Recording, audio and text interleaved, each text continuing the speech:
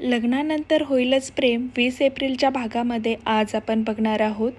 रम्याने पार्थला हॉलमध्ये बोलण्यासाठी बोलवून घेतलेले असते. तर पार्थ रम्याला म्हणतो, आपण कॉलेजमध्ये होतो ना, तू एक गोष्ट मला म्हटली होतीस, ज्या व्यक्तीमध्ये आपला जीव अडकलेला असतो ना, आपले पहिले प्रेम ज्या व्यक्तीवर झालेले असते ना, ते कधीच दुसऱ्या व्यक्तीवर होऊ शकत नाही. आणि रम्या, माझ्यासोबतही तेच झालं आहे. माझा फक्त आणि फक्त काव्यासोबतच जीव अडकला आहे. माझं फक्त आता तिच्यावरच प्रेम आहे. तिच्याशिवाय माझ्या मनामध्ये कोणाबद्दलच विचार येत नाही. मला आत्तापर्यंत तीच एक तुझ्यामधली गोष्ट आवडलेली आहे, जे की तू मला ती बोलून दाखवलेली आहे. माझं काव्यावरती जीवापाड प्रेम आहे. मी काव्याशिवाय आता दुसरा कोणाचा कधीच विचार करू शकत नाही. आणि तू पण ही गोष्ट लक्षात ठेव. तू सुद्धा माझा विचार करणं सोडून दे. तुझा विजयसोबत साखरपुडा झाला आहे. तुझी आता विजयसोबत नाळ जोडली गेलेली आहे. माझा विचार सोडून तू एक नवीन संसार कर, नवीन संसाराला लाग. तर पार्थ बऱ्याच गोष्टी रम्याला समजून सांगण्याचा प्रयत्न करत असतो. तर रम्या पार्थला म्हणते, आता सर्व पानं उघडलेलीच आहेत, तर एक गोष्ट लक्षात ठेव, मी कधीच कुठेच जाणार नाही इथून, कारण माझं प्रेम तू आणि तूच आहेस. मी फक्त आणि फक्त तुझ्यासोबतच, कारण मी तुझ्याशिवाय दुसरा कोणाचाच विचारसुद्धा करू शकत नाही. लग्न तर खूप दूरची गोष्ट आहे. तर पार्थ रम्याला म्हणतो, रम्या, मला आता तुझा तिरस्कार नाही, मला फक्त तुझी कीव येत आहे. कारण एवढ्या घाण थराला कोणती मुलगी जाऊ शकते याचा विचारच मला असह्य होत आहे. तर इकडे रम्या मात्र पूर्ण पार्थच्या प्रेमामध्ये बुडून गेलेली असते. ती खूप काही पार्थला सांगत असते. पार्थ तिला समजून सांगण्याचा प्रयत्न करत असतो, पण रम्या मात्र ऐकण्यासाठी अजिबात तयार नसते. तर रम्या तिथून निघून जाते. पण इथं खूप मोठा ट्विस्ट आला आहे, कारण पार्थने रम्याचे सर्व बोलणं मोबाईलमध्ये रेकॉर्ड करून घेतलेले असते. तर इकडे जीवा नंदिनीच्या डोळ्यावरती हात ठेवतो. तर नंदिनी जीवाला म्हणते, ठेवा, आज पण काहीतरी माझ्यासाठी सरप्राईज आणलं आहे ना. तर जीवा नंदिनीला म्हणतो, हे मला तुझं पटलं नाही. तुला माझं काही कौतुकच नाही.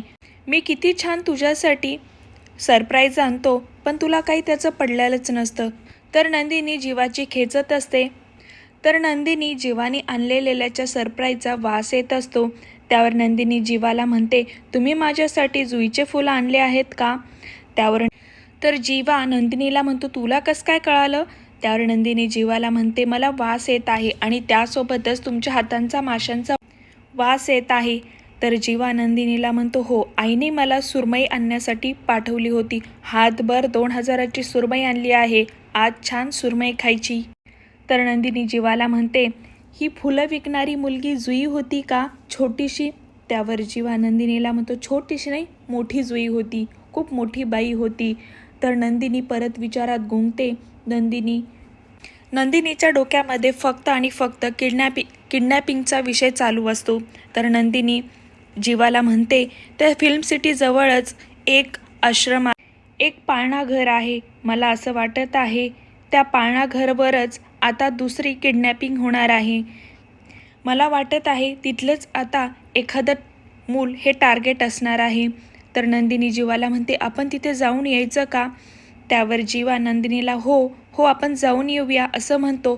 तर दोघं जण निघणारच असतात. तेवढ्या तिथे आई येते. आई दोघांना म्हणते, कुठे जायचं, आज तुम्ही दिवसभर कुठेही बाहेर पडायचं नाही, आणि त्यांना तिथून जाण्यासाठी नकार देत असते. तर इकडे पार्थ काव्याला रम्याची रेकॉर्डिंग दाखवतो. तर काव्या पार्थला म्हणते, आता ही रम्या या थराला जाणार आहे का, हिने हद्द पार केलेली आहे. तर रम्याची रेकॉर्डिंग ऐकून काव्या मात्र खूप चिडलेली असते आणि तिला रम्याचा खूप राग आलेला असतो. तर दोघांचं बोलणं चालू असताना तेवढ्यात तिथे पार्थच्या मोबाईलवरती विजयचा कॉल येतो. तर विजय पार्थला म्हणतो, तुझ्यासाठी एक खबर आहे. रस्तोगीने तुझ्यासोबतची डील ही पुढे ढकललेली आहे. सकाळी सकाळी मुद्दाम विजय पार्थला कॉल करून ही वाईट बातमी देत असतो. तर पार्थ विजयवरती भडकणारच असतो. तर काव्या मध्येच विजयला म्हणते, ऐका ना, तुमच्यासाठी पण एक न्यूज आहे. मी तुम्हाला एक रेकॉर्डिंग तुमच्या मोबाईलवरती पाठवलेली आहे. आम्ही कॉल चालूच ठेवतो, पण तुम्ही ती निवांत आणि कॉल चालू असताना ती रेकॉर्डिंग जरा ऐका ना. तर विजय काव्याला विचारतो नक्की कशाची रेकॉर्डिंग आहे. तर काव्या विजयला म्हणते, माझ्या नवऱ्याला तुमच्या बायकोने निवांतात हॉलमध्ये बोलून घेतले होते आणि त्याचे डिस्कशन या कॉल रेकॉर्डमध्ये मी तुम्हाला पाठवलेलं आहे. तर काव्याच्या बोलण्याचा विजयला खूप मोठा धक्का बसतो आणि विजय रागा कॉल कट करतो. तर काव्याने आणि पार्थने आता दोघांनी मिळून विजयची खूप खेचलेली असते, कारण त्यांनी आधी त्यांना त्याच प्रकारे छेडण्याचा प्रयत्न केलेला असतो. तर इकडे आई जीवाला आणि नंदिनीला बाहेर जाण्यासाठी थांबवत असते. तर नंदिनी आईला म्हणते, का नाही आम्ही बाहेर जायचं. तर आई दोघांना दाखवते, बघा न्यूजमध्ये बातमी आली आहे, एक नवीन जोडपे असेच फिरण्यासाठी गेले आणि गायब झाले. तर जीवा नेहमीप्रमाणे हसतो, जोक करत असतो आणि आईला म्हणतो, ह्यांच्याशी आमचा काय संबंध, थोडे ना आमच्यासोबत तसंच होणार आहे. तर आई नंदिनीला म्हणते, बघ तुझ्या तूर राशीमध्ये आज तुझ्या जीवाला धोका आहे असं लिहिलेलं आहे. त्यावर नंदिनी आईला म्हणते, अगं दादाची पण रास ही तुळच आहे ना, त्याच्यासोबत असंच होणार आहे का. तर आई नंदिनीला म्हणते, त्याला पण मी घरी बसवण्यासाठी सांगितलेलं आहे आणि तुम्ही जे काम करत आहेत ना ते खरंच धोक्याचं काम आहे, तुम्ही ऐका, तुम्ही प्लीज कुठे जाऊ नका. तर नंदिनी आईला शांत करते आणि जीवानी आणलेल्या जुईच्या फुलाचा वास देते आणि नंदिनी आईला म्हणते, हे बघा आई, जे मी तुमच्या म्हणण्याप्रमाणे घरामध्ये पण बसायला तयार आहे, पण जे उद्या होणार आहे ना ते मी उद्या थांबवू शकत नाही. जर मी आज तिथे गेले ना उद्याचं मी खूप काही थांबवू शकते, प्लीज मला जाऊ द्या आणि जीवा आहेत ना माझ्यासोबत, तुम्ही अजिबात काळजी करू नका. तर नंदिनी आईला शांत करते आणि परमिशन घेऊन जीवा आणि नंदिनी त्या कामासाठी निघून जातात. तर इकडे रम्याला बोलण्यासाठी वसू येते. वसू रम्याला म्हणते, तुला काय गरज होती त्या पार्थला हॉलमध्ये बोलून घ्यायची आणि तुझ्यासोबतच लग्न करणार आहे हे सांगण्याची. त्या पार्थने घरातले माणसं बोलून घेतले असते, गोंधळ केला असता तर काय झालं असतं याचा विचार तरी केला आहेस का. मी तुला 1000 वेळा सांगितलं आहे, त्या पारचा नाच सोडून दे, विजय खूप चांगला आहे, लग्न कर, छान संसार कर, मी जाण्याआधी मला तुला मार्गाला लावून जायचं आहे. अशा बऱ्याच गोष्टी वसू रम्याला समजून सांगत असते, पण रम्या मात्र वसूच्या बोलण्याकडे लक्ष देत नाही. रम्या वसूला म्हणते, मी लग्न करणार ते पारसोबतच. ह्या दोघींचं बोलणं सुरू असतानाच रम्याच्या मोबाईलवरती विजयचा कॉल येतो. तर वसू रम्याला म्हणते, बघ बघ तुझ्या होणाऱ्या नवऱ्याचा कॉल आला आहे, त्याला जरा गोडीनं बोल. तर रम्या विजयचा कॉल रिसीव करते. तर विजय खूप भडकलेला असतो. काव्यांनी पाठवलेली रेकॉर्डिंग विजयनी ऐकलेली असते. तर विजय रम्याला म्हणतो, बरं झालं साखरपुडाच झाला आहे आणि तुझा खरा चेहरा माझ्यासमोर आलेला आहे. तू एवढी चीटर मुलगी आहेस हे मला खरंच वाटले नव्हते. तू त्या पार्थला सांगतेस मला फक्त आणि फक्त तुझ्यासोबत लग्न करायचं आहे, तुझ्यावरच प्रेम आहे, माझ्यासोबत कशाला नाटक केलेस, अशा बऱ्याच गोष्टी तो रम्याला बोलून दाखवतो. तो भयंकर चिडलेला असतो. विजयचं बोलणं ऐकून रम्याला आणि वसूला भयंकर धक्का बसलेला असतो. तर रम्या विजयला म्हणते, हे तुला कसं काय माहीत झालं. त्यावर विजय रम्याला म्हणतो, मला तू जे काही बोललेली रेकॉर्डिंग आहे ना पाचशी, ती मला काव्यांनी पाठवलेली आहे आणि तुझा खरा चेहरा माझ्यासमोर तिने आणलेला आहे आणि वेळ जाण्याच्या आत खरंच माझे तिने डोळे उघडले, हे खरंच खूप छान झाले, मला तुझ्यासारखी मुलगी नको आहे, असं म्हणून तो कॉल ठेवून देतो आणि रम्यासोबतचे पूर्ण नातं तोडत तो साखरपुडाही मोडून टाकतो. तर इकडे काव्याने डाव खेळल्यामुळे रम्या खूप चिडलेली असते. रम्या विचार करते, एक डाव काव्या खेळली आहे, आता दुसरा डाव मी खेळणार, बघ आई आता मी काय करते ते. तर काव्याच्या या गोष्टीमुळे रम्या मात्र भयंकर चिडलेली असते. तर इकडे जीवा आणि नंदिनी त्या पाळणा घरच्या तिथे आलेले असतात. तर जीवा नंदिनीला म्हणतो, इथे मुक्ताई पाळणार आहे आणि 2 घरं सोडूनच ते लोकेशन आहे. तर जीवा नंदिनीला म्हणतो, पण हे सर्व गोष्टी पाहून ऐकून मला खरंच खूप भीती वाटत आहे, कारण आईचं राशी भविष्य.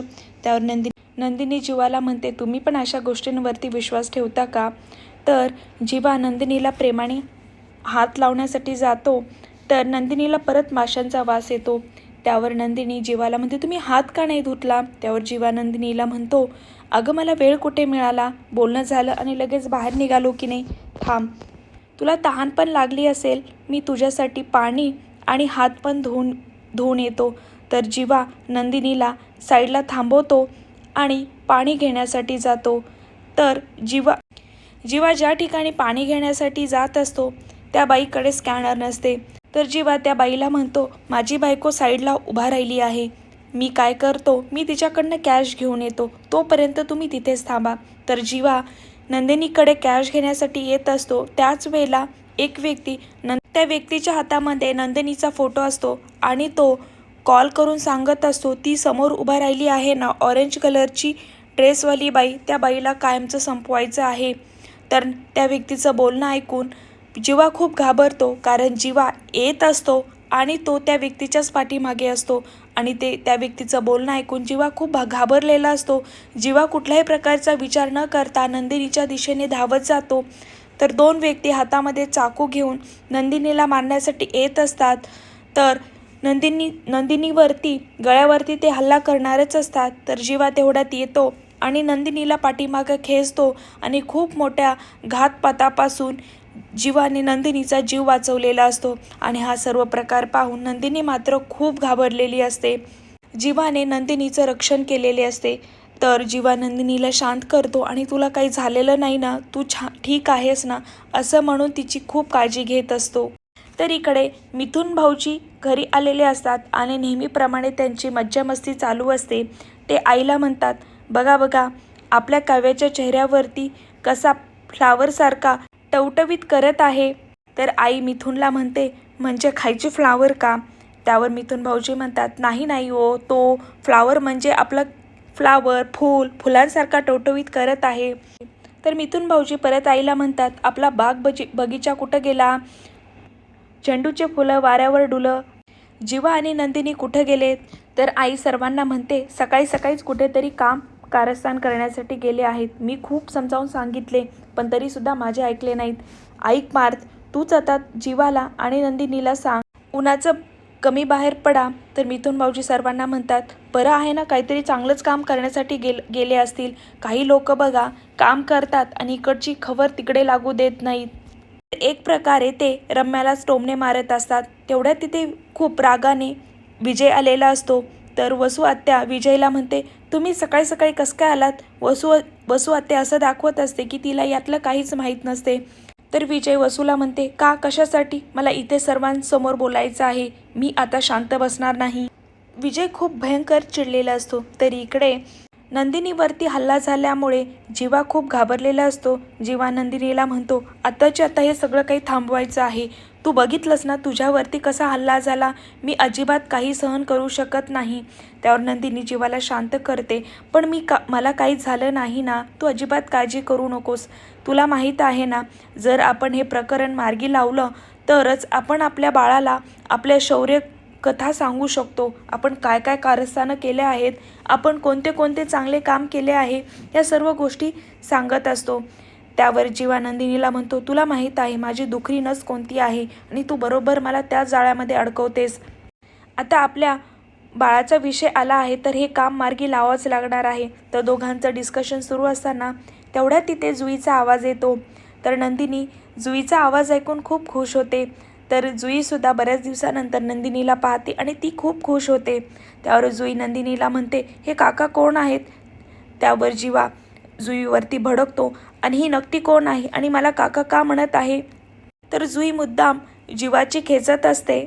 तरी इथे खूप छान मज्जा मस्ती सुरू असते आणि नंदिनी मात्र खूप एन्जॉय करत असते. तर जुई जीवाला म्हणते, गजरे घ्या गजरे. त्यावर जीवा जुईला म्हणतो, काही गरज नाही तुझ्या फुलांची, मी सकाळी सकाळी नंदिनीला जुईचे फुलं दिले आहेत.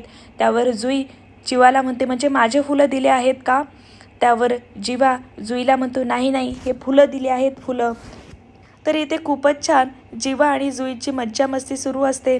तर ते जुईकडून 5 गजरे पण विकत घेतात. तर इकडे चिडलेला विजय आई विजयला शांत करते आणि नक्की काय झालं आहे, तुम्ही एवढे का चिडले आहात, असं विजयला विचारते.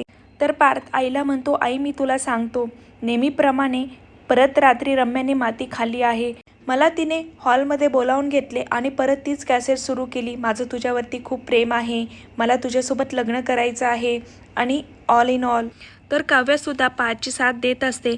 तर विजय मात्र खूप भडकलेला असतो, कारण रम्याने नवीन डाव खेळलेला असतो. तर विजय सर्वांना म्हणतो, या पार्थने सर्व केलं आहे, माझी रम्या अशी करू शकत नाही, माझा तिच्यावरती पूर्ण विश्वास आहे.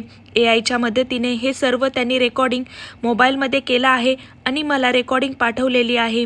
तर काव्या मात्र डोक्यावरती मारून घेते आणि परत या काव्यानी माती खाल्ली आणि परत हा विजय काव्याच्या बोलण्यामध्ये अडकला, याचेच याला वाईट वाटत असते.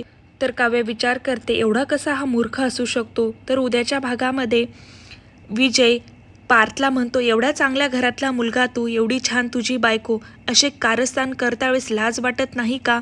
तर पार्थ विजयवरती खूप भडकलेला असतो. तर पार्थ विजयला म्हणतो, तू माझ्या वडिलांवरती जायचं नाही हा, लक्षात ठेव. असं म्हणून दोघांची तिथेच मारामारी सुरू होत असते. तर दोघांनी पण एकमेकांच्या शर्टला पकडलेले असते आणि दोघांची मारामारी पाहून घरातले खूप घाबरलेले असतात. तर इकडे जीवाने आणि नंदिनीने सर्व जुईला प्रकार सांगितलेला असतो.